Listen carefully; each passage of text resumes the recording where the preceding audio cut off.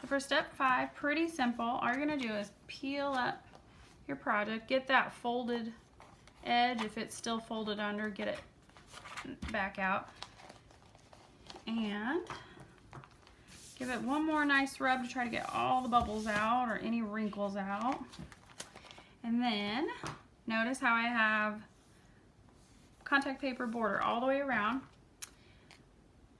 For this last step, you're just gonna trim all the way around. Okay, as you trim, you should be cutting through both layers of the contact paper, but still leaving a little bit of border. Okay, a little bit of contact paper past the edge of your black frame.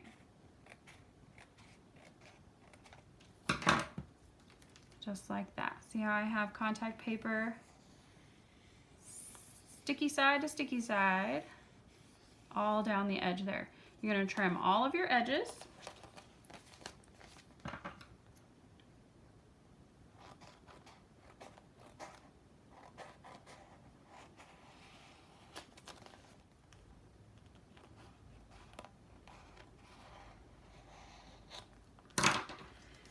And when all your edges are trimmed,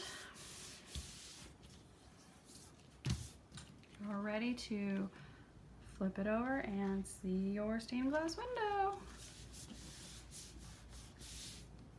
Beautiful.